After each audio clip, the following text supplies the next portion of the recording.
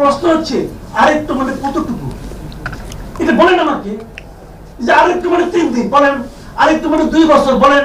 ওনারা যদি বলেন আমার 5 বছর লাগবে, দেখবেন মানুষের চেহারা চেঞ্জ হয়ে গেছে। বলে ভাই তুমি কেন 5 বছর নিবা? কারণটা কি?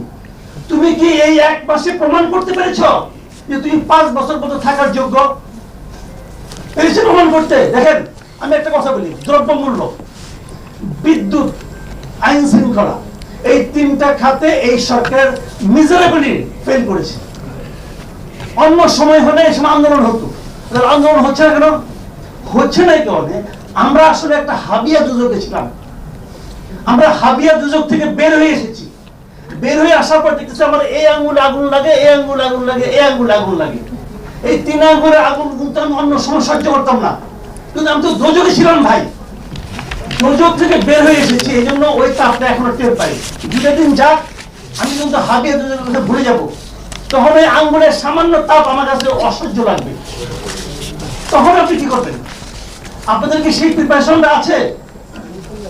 অনেকে হয়তো বলবেন, এটা এসে প্রথমে সেখানে শুনলাম আমাদের বক্তা হচ্ছে রাশেদ খান বলতেছিলেন যে বেসরকারি বিশ্ববিদ্যালয়, পাবলিক বিশ্ববিদ্যালয়, প্রাইভেট বিশ্ববিদ্যালয় বলে যে একটা দ্বন্দ্ব তৈরি হয়েছে। এই দ্বন্দ্ব তো অবধারিত। এই সরকারের প্রথম ভুল যেটা ছিল, ভুল আছে কিন্তু আপনি বলবেন যে হাতি ভুল ধরেন কেন? আরে ভুলই তো ধরবো, তারা তো ফেরেশতা না, মানুষ তো, মানুষের ভুল হবে না। আপনি যদি মানুষের ভুলটা ধরিয়ে না দেন, সে নিজেকে ফেরেশতা মনে করতে থাকবে।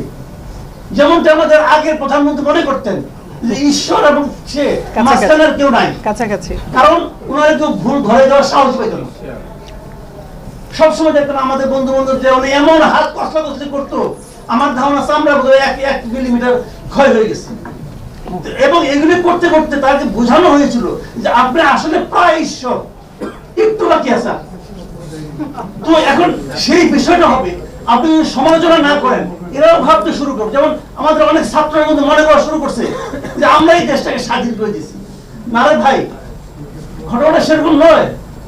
আপনারা স্পার্কটা জ্বালিয়েছেন, কিন্তু স্পার্কটা জ্বালানোর আগ পর্যন্ত দেশালাই কাঠিটা আপনি জ্বালাইছেন, আমি অস্বীকার করি না।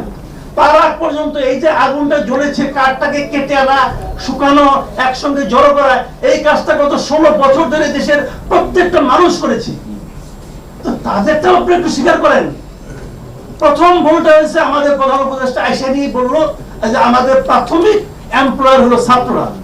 এটা উনি বলতেই পারেন না, উনি একটা মহা অন্যায় করেছেন। এবং এই যে বলেছেন, বলাতে সবাই মাথায় উঠে গেছে, আমি তো এমপ্লয়ার, তোমার আমি যে কোনো সময় সরাই দেবো। এটা হয় না, এইভাবে হয় না। এটা একটা সামগ্রিকভাবে দেশের অর্জন, এই দেশের মানুষের অর্জন, এবং সেই অর্জনটা নিয়ে আপনারা চিনিমিনি খেলতে পারেন না। আমি আবারও বলছি, যে সুযোগ আমরা পেয়েছি, আমরা আর ইহকালে এরকম সুযোগ দ্বিতীয়বার পাবো না। আমরা যদি এই সুযোগটাকে নষ্ট করি, নিজেরা ধাক্কাধাক্কি করে, তাহলে এর চেয়ে বড় হতাশা এই জাতির জন্য আর কিছু হবে না। রাশেদ খান যে কথাটা বলেছে, বিরোধ তৈরি হয়েছে, কেন হয়েছে, কেন হবে না? আপনি 2টা স্টুডেন্টকে নিয়ে উপদেষ্টা বানাই দিচ্ছেন, ভুল করেছেন।